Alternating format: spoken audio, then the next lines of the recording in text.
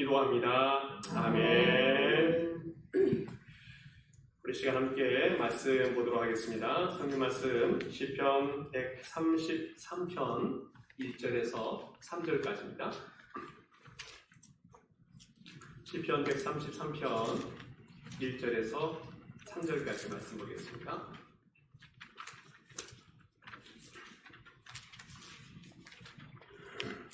예, 1절에서 3절까지 우리 짧으니까 그냥 전체 다 한 목소리로 같이 말씀을 읽어보도록 하겠습니다. 같이 말씀 읽겠습니다. 시작!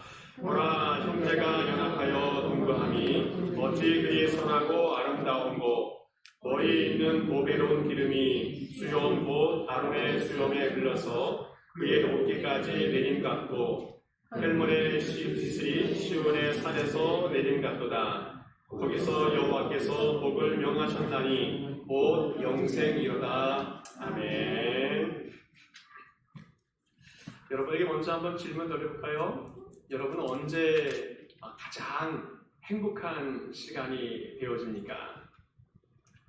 아마 맛있는 식사를 하면서 기뻐할 수도 있을 것 같아요. 또 즐거운 여행을 하게 되어지면 행복해질 수도 있겠다 싶습니다. 또 아무도 없는 곳에서 편안하게 혼자 쉬고 있으면 행복할 수도 있겠다 싶기도 하고, 또 어떤 분은 운동을 좋아해서 열심히 운동하면 그 운동의 시간이 행복의 시간이 될 수도 있는 것 같아요. 나름대로 각자 다 행복의 조건과 또 환경이 다르기 때문에 행복을 찾아서 여러 가지 삶을 추구해 가게 되어집니다. 다 좋은데 이 행복한 시간을 혼자만 누리고 있다면 재미가 있을까 하는 생각을 해보게 되어집니다. 혼자 밥 먹기, 혼자 여행하기, 혼자 쉬기, 혼자 운동하기, 혼자 살아가기, 한두 번 정도는 재미있고 또 행복할 수도 있고 또 가능할 수도 있겠는데, 계속 이렇게 되어지면 즐거움보다는 뭔가 안쓰러움, 외로움이 찾아오지 않을까 하는 그런 생각이 들어집니다. 그래서 그런지 요즘 나홀로족이라는 사람들이 많이 발생하고 있는 것 같아요. 사진 한 장 볼까요?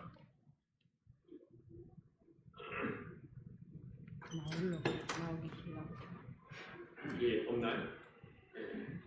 자, 혹시 여러분이 이런 말 아십니까? 혼밥, 혼술, 혼영, 혼공, 혼행, 혼쇼. 무슨 말인가 하면, 혼밥이라는 말은 혼자 밥 먹는다, 혼술은 혼자 술 먹고 즐긴다, 혼영은 혼자 영화 관람한다, 혼공은 나와야 되는데 예, 혼행, 혼자 여행하는 거, 혼쇼, 그다음 혼자 쇼 프로그램을 보면서 이제 즐기는 거, 이런 것들을 이야기해요. 예, 보이 나오죠? 예. 요즘 20대들 보면 혼자 삶을 즐기는 사람들이 많아졌다는 겁니다. 그래서 1위가 혼밥, 2위가 혼공, 3위가 혼영, 4위가 혼강, 예, 그 다음에 5위가 혼술, 이렇게 돼요. 혼강은 혼자 강의를 듣는 것을 이야기합니다. 그 궁금했는데. 자, 그래서 점점 코로나 시대가 무르익어가면서 혼자 살아가는 것이 점점 많아지는 그런 상황이 되었습니다. TV 프로에서도 나 혼자 산다, 이런 거 있지 않습니까? 또 자연 속에서 혼자 살아가는 자연인, 이런 프로그램들이 많이 유행하고 있는 것 같아요. 자, 그런데 이렇게 혼자 살아가는 이유가 뭐냐? 1위는 뭐냐면 그냥 혼자 편하니까. 그게 이제 46% 정도 되고, 2위는 뭐냐면 내 취향껏 마음대로 할 수 있으니까. 아마 옆에 사람이 자꾸 말 걸고 또 반대하고 하면 불편하니까 그런 것 같아요. 또 3위는 뭐냐면 친구들과 시간을 맞추기가 불편하니까 그냥 혼자 이런 시간을 갖는다는 거예요. 그 외에도 혼자 하는 편이 합리적이다, 돈이 덜 든다, 또 별 이유 없이 그냥 혼자 있는다, 또 취업 준비라든지 아르바이트 하는 것들 때문에 시간이 별로 없어서, 또 코로나 때문에 혼자 있는 것이 안전하니까, 이런 이유들로 혼자 살아간다는 겁니다. 근데 문제는 뭐냐면 그런 사람들에게 만족하냐라고 물어봤더니 67%가 만족한다는 거예요. 그리고 앞으로도 계속 혼자 살아가겠다라고 답을 했다는 겁니다. 점점 혼자 살아가는 삶이 유행하고 또 정착되어지는 그런 상황이 발생하고 있습니다. 그런데 진짜 문제가 뭐냐면 혼자 살아가는 것을 자꾸 고집하게 되어지면 정신적으로 우울감이 밀려오게 되어진다는 거예요. 정상적인 사람보다 혼자 있는 것을 즐기는 사람이 정신적 우울감이 3배 이상 많아진다고 합니다. 또 육체적으로도 마찬가지예요. 흡연이나 음주가 점점 많아지게 되어져서 만성적인 질병이 노출되게 되어진다라고 말하고 있어요. 그래서 그 알코올 중독이 빠진다든지 아니면 몸이 더 망가진다든지 이런 일들이 점점 많아지게 되어진다는 겁니다. 혼자 살아가는 것, 이것이 장기간 노출되게 되어지면 정신적으로도 육체적으로도 건강을 많이 해치게 되어진다는 겁니다. 우리는 여러분 모두 함께 살아가는 것, 이것이 얼마나 즐겁고 행복한 것인지 날마다 느끼고 즐기고 그렇게 살아갔으면 좋겠습니다. 정말 안타까운 것은 코로나19 때문에 함께 살아가는 삶, 이것이 얼마나 어려운지 알 수가 없습니다. 함께 예배하는 것, 함께 교제하는 것, 함께 여행하고 함께 친구하는 것, 이것이 얼마나 불편해진 시대가 되었는지 알 수가 없어요. 질병이 급속도로 확산되어져 가면서 마스크 쓰면서 얼굴도 보여줄 수 없고 거리도 두어야 되고 사람이 많은 곳을 피해야 되고 또 밀폐된 곳은 가면 안 되고 또 이런 제한들이 많이 있습니다. 그런데 이렇게 아무리 제한을 두어도 몰래 얼마나 많이 만나고 또 파티를 하는지 알 수가 없어요. 왜 그렇습니까? 함께하는 것이 그만큼 좋으니까 아무리 단속을 해도 이것은 막을 수가 없다는 거예요. 교회 중에도 대체로 코로나 기간 동안 정부의 지침을 따라서 잘 협조해 주었는데 일부 교회들은 아무리 단속을 해도 우리는 우리 길 간다 하고 모이고 예배하고 그랬던 교회가 얼마나 많이 있는지 알 수 없습니다. 이것은 잘했다 잘못했다 이거 말하는 것이 아니라 모이는 것이 얼마만큼 중요하고 좋은가에 대한 이야기를 여러분들에게 해드리는 겁니다. 속히 이 질병의 문제가 잘 해결되어져서 마음껏 자유롭게 모이고 또 즐기는 그런 날이 올 수 있기를 간절히 소망해 봅니다. 오늘 성경 말씀 보니까 성전에서 성도들이 함께 모여 예배하고 또 친교하는 모든 것들이 얼마나 아름답고 또 감사한지 고백하는 다윗의 고백이 오늘 성경에 나오고 있습니다. 1절 말씀 보게 되어지면 보라 형제가 연합하여 동거함이 어찌 그리 선하고 아름다운고. 형제가 연합하여 동거함이 어찌 그리 선하고 아름다운고. 연합하는 것이 선하다 아름답다 라고 말해주고 있습니다. 언뜻 보면 이 동거라고 하는 말이 부담스러울 수도 있어요. 우리가 제일 많이 쓸 때 이 동거라는 말은 남녀가 결혼하지 않고 그냥 사는 것, 이것을 동거한다라고 가장 많이 쓰는 것 같습니다. 그러다가 그런 생각을 머릿속에 두고 이 시편 읽어보면 좀 내용이 좀 이상한 것처럼 느껴질 수도 있어요. 그런데 오늘 성경에서 이야기하고 있는 이 연합하여 동거한다는 말은 히브리어 야샵이라고 하는 말인데 함께 앉아 있는다, 또 함께 머물러 있는다 이런 말을 쓰고 있어요. 남녀 사이에서는 결혼을 의미하기도 합니다. 그런데 이 형제들 사이에서 쓰일 때에는 예배하기 위해서 성전의 형제들이 올라가서 함께 즐기는 그런 영적인 연합이 그 속에 담겨져 있다는 거예요. 오늘 형제가 연합하여 동거한다는 말은 하나님의 백성들이 하나님이 계신 성전에 올라가서 함께 즐기는 그 영적인 공동체를 의미하고 있다는 겁니다. 주일에 성도들이 함께 모여서 예배하고 교제하는 것, 이것이 얼마나 아름다운고 또 감사한 일인지 알 수 없습니다. 사는 곳이 다르고 또 태어난 곳이 다르고 또 자라온 배경들도 달라요. 좋아하는 성향이나 취향도 달라요. 또 정치적인 견해들도 다 다릅니다. 그런데 한 목소리로 하나님을 찬양하고 또 한 마음으로 하나님의 말씀을 받고 또 한 마음으로 서로 헌신하는 그런 공동체가 되어지는 이런 영적인 연합이 있다는 것, 얼마나 아름답고 귀한 것인지 알 수가 없다는 겁니다. 아무리 다른 성향을 갖고 있을지라도 오직 하나님을 얘기하는 것, 하나님을 중심으로 우리 모두가 다 하나가 되어진다는 것, 얼마나 아름다운 일인지 알 수 없다는 것을 오늘 성경에서 이야기해 주고 있어요. 우리는 이민자이다 보니까 가족도 많지 않고 또 친척도 별로 없고 또 친구도 별로 없는 그런 상황인데, 우리가 모여서 함께 예배하는 이 공동체가 정말 가족이고 친구이고 친구고 또 친족이고 동지까지도 될 수 있다는 것을 오늘 성경에서 이야기해 주고 있습니다. 이스라엘 백성들도 겉으로 볼 때에는 한 혈통인 것처럼, 한 형제인 것처럼 보여지지만 이스라엘 백성들도 하나로 연합하기가 정말 힘들었던 그런 민족이었습니다. 이스라엘은 야곱의 후손들로부터 이제 시작되면서 연합이 된 그런 공동체 민족인데, 야곱이 네 아내가 있지 않았었습니까? 그리고 그 네 아내로부터 13자녀가 탄생되어지는데 아들 12과 딸 하나가 탄생이 되어져요. 이 부인이 4명이다 보니까 그 질투 때문에 갈등이 생기고 문제가 생기는 경우들이 많이 있었어요. 뿐만 아니라 배다른 형제들이 태어나다 보니까 차별과 미움 때문에 얼마나 많은 갈등이 있었는지 몰라요. 결국 11번째 아들 요셉을 팔아먹고 죽었다고 아버지에게 속이는 그런 보고를 하는 일들이 있었어요. 이런 일들이 그 가정에 이미 있었다는 겁니다. 400년이 흘러요. 그 가정이 점점 번성하면서 애굽에서 번성하게 되어집니다. 그런데 번성하는 좋은 일도 있었었지만 노예로 사는 그런 큰 아픔도 겪게 되어져요.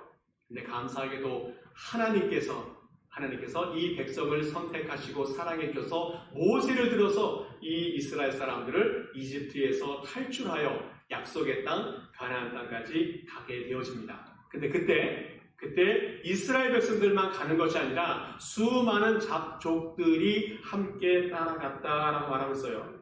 출애굽기 12장 보게 되어지면 이런 말씀이 있습니다. 출애굽기 12장 37절부터 말씀 보게 되어지면, 이스라엘 자손이 라암셋을 떠나서 숫곳에 이르니 유다 외에 보행하는 장정이 60만 가량이요 수많은 잡족과 양과 소와 심이 많은 가축이 그들과 함께하였다라고 말하고 있습니다. 여기서 수많은 잡족이라고 하는 것이 누구인가 하면, 이스라엘 백성들이 애굽에서 400년 동안 살면서 결혼도 하고 또 직업을 갖고 그러면서 관계했던 수많은 사람들이 이스라엘 사람들의 친족이 되어졌어요.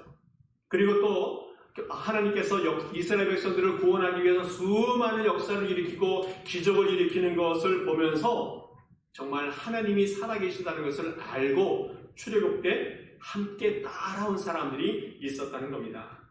그러다 보니까 이스라엘 백성들은 복잡한 혈통과 또 섞여진 민족이 있어서 그 연합하는 것이 얼마나 힘들었는지 알 수가 없어요.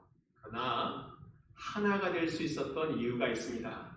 바로 그것은 이스라엘 백성은 혈통도 중요했지만 하나님을 믿는 믿음이 더 중요했다는 거예요. 그 믿음으로 이스라엘 백성은 더 큰 하나가 될 수 있는 힘이 될 수가 있었다는 겁니다. 이스라엘 백성은 예루살렘 성전에서 하나가 될 수 있었고, 하나님께 예배하면서 하나가 될 수 있었고, 하나님 말씀을 받으면서 하나가 될 수가 있었습니다. 그래서 이스라엘 백성은 혈연 공동체라기보다는 신앙 공동체라는 말을 많이 하게 되어져요. 이스라엘 백성들은 혈연이지만 그 중심에는 신앙이 중심이 된 신앙 공동체라는 겁니다. 우리 교회도 이런 신앙 공동체가 되어져야 된다는 겁니다. 우리 교회도 혈연이나 지연이나 학연, 인연 이런 것들 때문에 분열이 되어진다면 하나님께서 기뻐하시지 않는다는 거예요. 예수 그리스도의 보혈로 하나가 되어질 때에 예수 그리스도의 보혈이 우리에게 막혀진 모든 담들을 다 허물고 막힌 담을 다 허물고 하나가 될 수 있게 해 주신다는 겁니다. 우리 교회는 예수 그리스도의 보혈로 한 형제 자매가 되어지고 한 식구가 되어진다는 것을 오늘 말씀해 주고 있어요.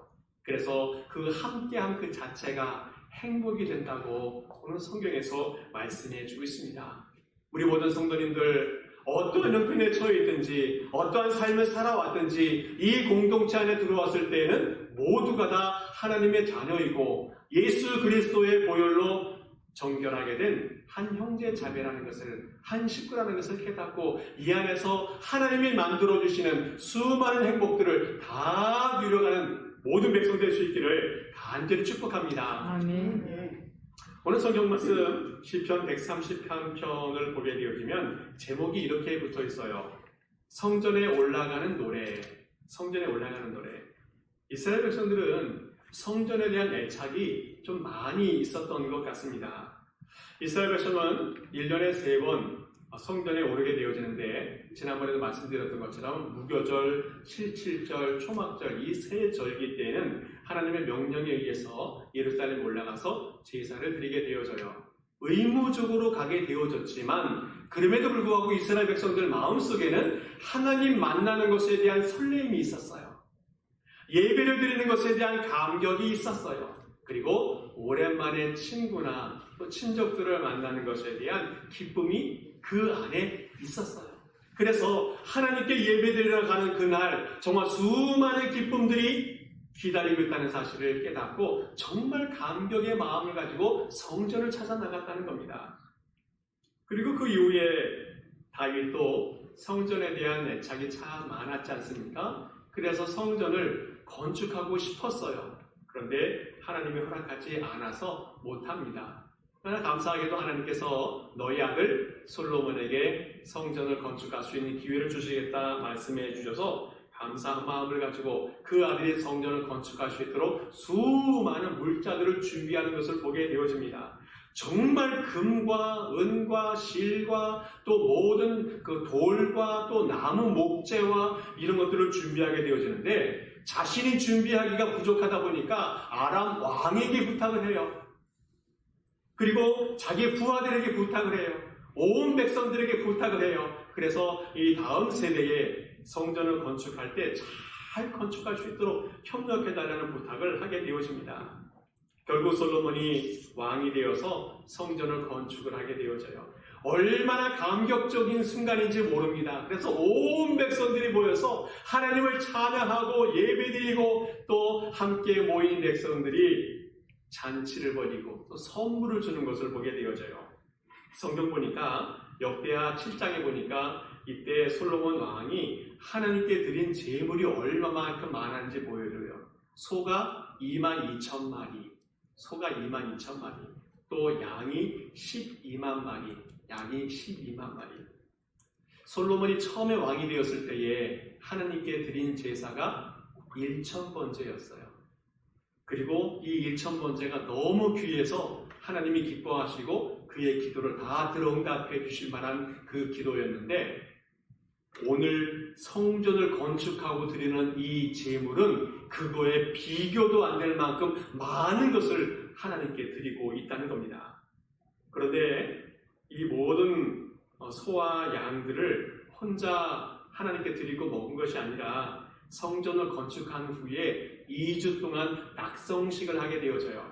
화목제를 드리고 그 다음에 이 화목제라고 하는 것은 하나님께 일부도 드리지만 나머지는 백성들과 나누어 먹는 거예요. 그러다 보니까 소하고 양을 잡아서 하나님께 일부 드리고 2주 동안 이스라엘 백성들이 성전 건축 축하 파티를 하게 되어집니다. 이스라엘 백성이 충분히 먹고도 남을 만큼 많은 물질을 하나님께 드리면서 파티하고 즐기고 행복한 시간을 보내고 있다는 거예요.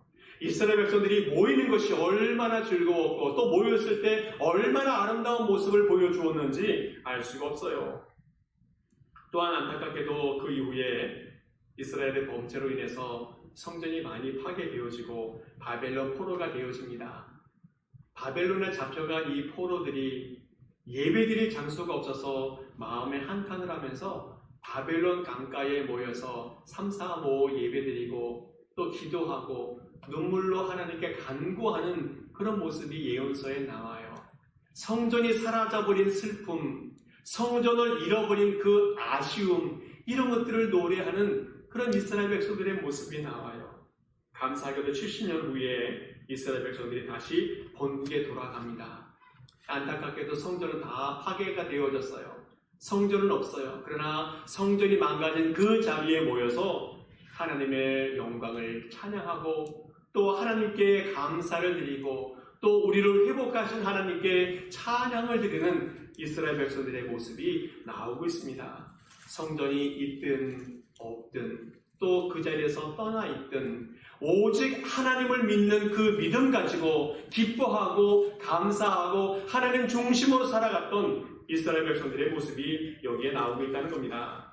이처럼 함께 예배한다는 것이 얼마나 감격스러운 일이고 얼마나 즐거운 일인지 알 수가 없어요. 성경에서도 하나님께 예배하는 것, 형제가 모여 연합하는 것이 얼마나 선하고 아름다운가, 참으로 소중하고 복되고 또 아름다운 일이라는 것을 말씀해 주고 있어요. 우리가 매주마다 하나님께 모여서 예배하고 있으니까 혹시 이 소중함을 잃어버리고 살아가고 있지 않는지 좀 우려가 되기도 합니다.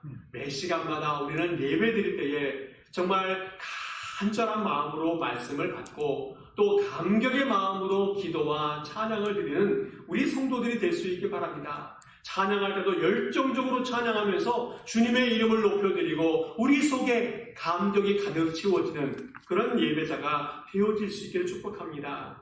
이렇게 성전을 찾는 것, 함께 예배하는 것이 얼마나 아름답고 행복한 삶인지 성경에서 표현해 주고 있어요. 주일마다 제가 목양실에 앉아있으면 이 차가 들어오는 소리가 들려요. 부르릉부르릉 들리는 제 생각에 누가 왔을까 하는 생각이 듭니다. 또 차에서 내려가지고 한 번씩 들어오면서 인사하고 있지 않습니까? 안녕하십니까? 한 주간 잘 지냈습니까? 하는 그런 목소리가 또 들려요. 그러면 목소리 듣고 누가 오셨구나. 제 마음속에 한 주마다 한 성도가 교회를 찾고 또 예배 드리는 자리에 나오는 것을 보면서 얼마나 반갑고 사랑스러운지 알 수가 없어요. 일주일 동안 이분들 한 분들 이름을 보면서 기도하면서 이분들을 잘 지내고 있는가 또 궁금하면 연락도 해보고 또 한 주간 안 보이면 연락도 해보면서 이분들 잘 살고 계신가, 어떻게 살고 계신가, 이 무더위에 잘 지내고 계신가 걱정이 되기도 하고 그러면서 기도하면서 한 주간 보냈는데 주일날 아침에 얼굴 보면 얼마나 감사한지 알 수가 없어요. 우리 하나님도 아마 이런 마음이 아닌가 하는 생각이 들어줍니다. 우리 모든 성도님들 주일 그 자체가 행복이 될 수 있기를 바랍니다. 하나님 만나는 것 그 자체가 행복이 될 수 있기를 바랍니다. 성도님 만나는 것 그 자체가 행복이 되는 우리 모든 성도 될 수 있기를 간절히 축복합니다. 아멘. 오늘 성경에서 형제가 연합하는 모습들을 몇 가지로 표현해 주고 있는데 먼저는 보배로운 기름 같다라고 표현해 주고 있어요. 보배로운 기름.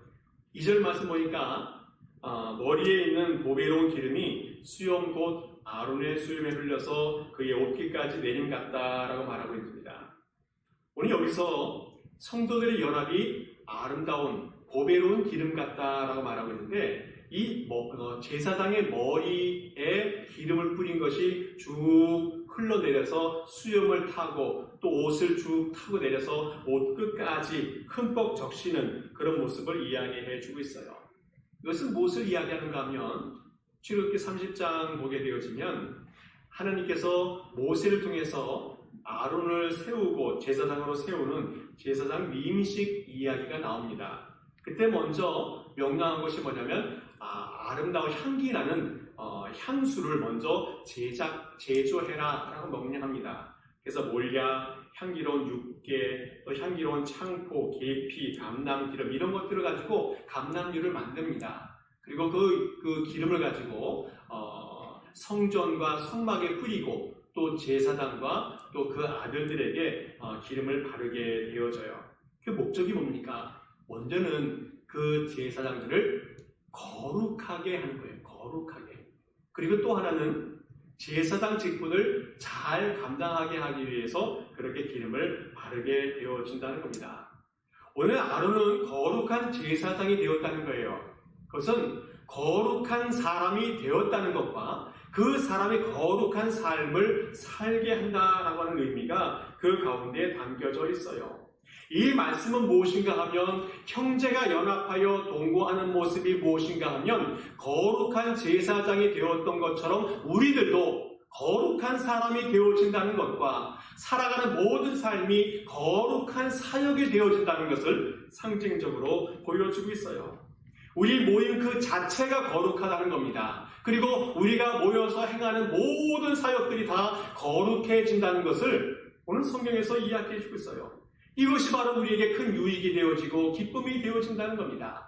하나님의 이름으로 하나님의 사랑하는 백성들이 모여서 하는 모든 행동들은 다 거룩하고 또 그 열매가 아름답다는 것을 오늘 성경에서 이야기해 주고 있어요. 대제사장 되신 예수께서 우리를 거룩하게 만들어 주었습니다.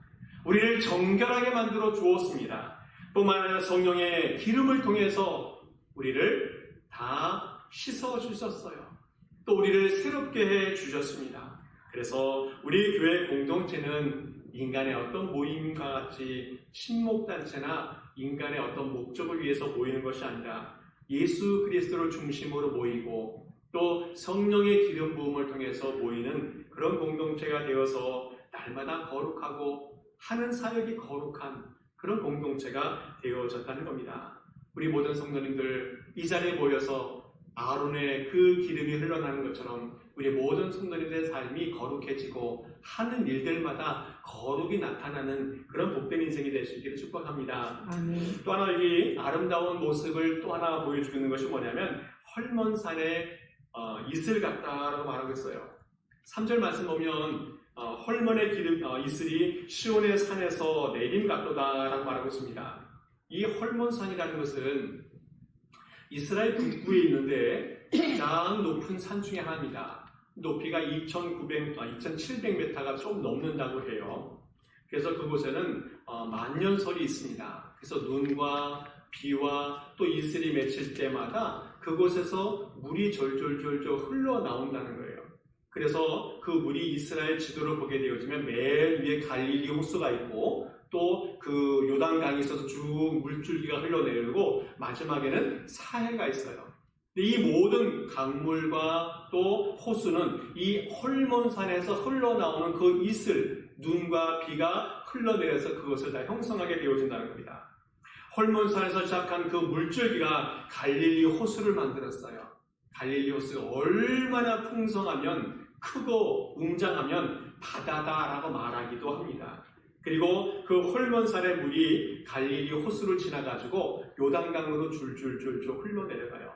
그 요단강은요, 이스라엘 백성들의 삶, 또 팔레스타인 땅을 풍요롭게 하는 그런 강이 되어집니다. 아마도 이 요단강이 없었다면 이 팔레스타인 땅, 가나안 땅은 메마른 땅, 사막이 될 수밖에 없었을 거예요. 사람이 살 수 없는 땅이 될 수밖에 없었을 겁니다. 하나님 말씀하시는 적과 꿀이 흐르는 땅이 될 수가 없었을 겁니다. 그러나 하나님께서는 이 갈릴리 호수, 또 요단강 이런 것들을 통해서 이스라엘 백성들이 잘 살아갈 수 있는 삶의 터전을 만들어 주었어요. 이 갈릴리 호수에서 사람들이 물고기를 잡아서 생계를 이어가고 또 그 물고기를 팔아서 살아가고 또 농사를 지으면서 풍요로운 삶을 살아가는 이것을 보면서 이 모든 근원이 헐몬산의 이슬에서 흘러나왔다고 말하고 있습니다. 오늘 우리가 살아가는 모든 삶의 근원이 무엇인지를 가르쳐주고 있어요. 내가 오늘 풍요롭게 살아갈 수 있는 것, 내가 오늘 넉넉하게 살아갈 수 있는 것, 내가 오늘 아름답게 건강하게 살아갈 수 있었던 그 모든 근원이 무엇인가? 바로 그것은 헐몬산의 이슬이라고 말씀했는데 바로 그것은 하나님의 은혜였다는 겁니다. 아멘. 예수 그리스도의 사랑이었다는 거예요. 날마다 우리를 보호하시는 주님의 은혜가 있었기 때문에 오늘 우리가 이런 평화로운 삶을 살아갈 수가 있었다는 겁니다. 이것을 오늘에게 보여주고 있어요. 그런데 오늘 우리가 하나 생각해보면 하나님은 우리에게 복을 주실 때에 영적인 복만 주시는가? 그렇지 않다는 거예요. 오늘 주님께서는 아들 예수 그리스도를 우리에게 주셨어요.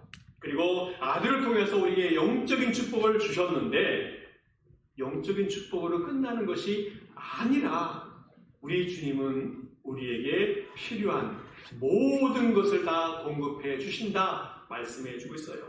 그것은 뭐냐면 구하기 전에 또 구할 때에 우리가 있어야 할 것을 아시는 아버지, 그리고 우리가 구할 때 후히 주되 누르고 흔들어 넘치도록 부어주시는 그 아버지, 이게 바로 우리 하나님이라는 겁니다. 우리 주님은 영적인 복도 충만하게 허락해 주시지만 우리가 이 땅에 살아갈 때에 필요한 모든 것들을 공급해 주시되 후히 주시는 분, 누르고 흔들고 넘치도록 베풀어 주시는 분이 우리 주님이시라는 것을 오늘 말씀해 주고 있어요. 우리가 믿는 하나님은 바로 이런 분이십니다. 우리 주님을 믿고 우리 주님을 찬양하고 우리 주님께 예배하는 것이 얼마나 감사한 일인지 알 수가 없어요. 우리가 연합하여 선하게 또 아름답게 살아가는 것, 바로 그것은 우리 하나님이 우리와 함께 하신다는 것을 인정하는 그런 삶이라는 겁니다.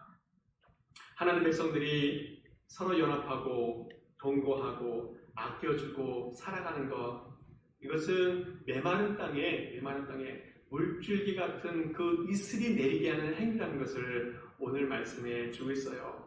오늘 우리가 살아가는 세상이 얼마나 각박한 세상이고 또 얼마나 메마르고 험악한 세상인지 알 수가 없습니다. 그러나 하나님의 백성들이 살아가는 곳은 사랑이 있고 연합이 있고 동거함이 있는 그런 삶을 살아라, 주님께서 말씀하고 있습니다.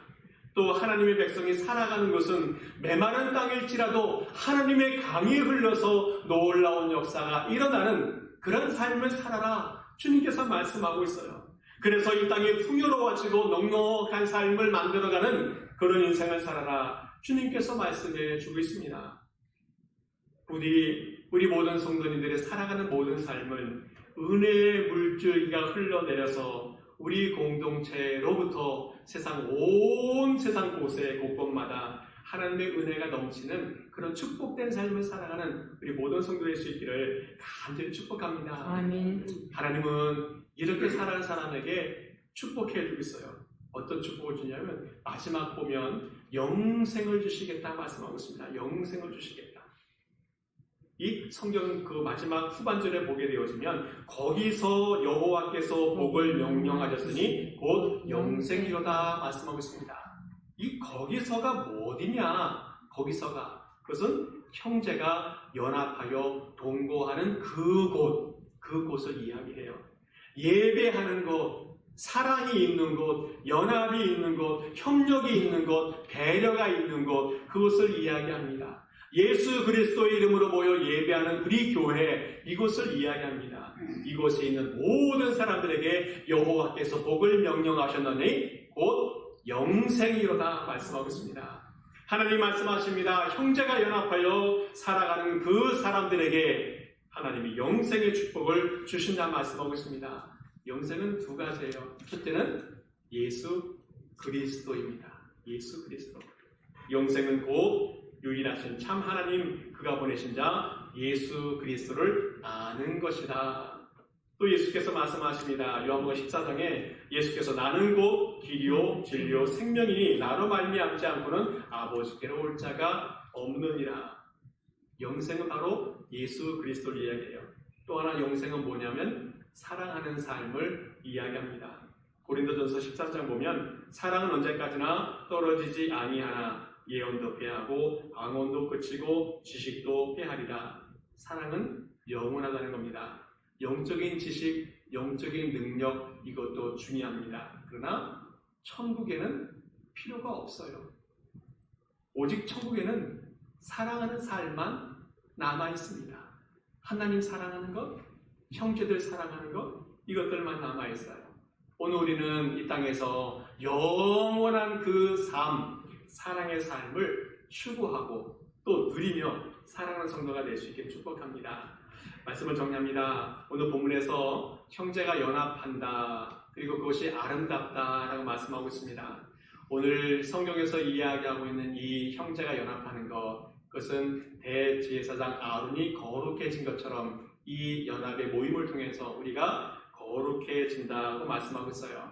뿐만 아니라 영적인 축복과 이 세상의 축복을 누리면서 살아갈 수 있다 말씀하고 있습니다. 결국 여기에 영생이 있다 주님께서 말씀하시고 계십니다. 우리 모든 성도님들, 우리 교회가 이 영원한 영생의 축복 다 누려가는 주의 모든 백성들 될 수 있기를 간절히 축복합니다. 함께 기도하겠습니다.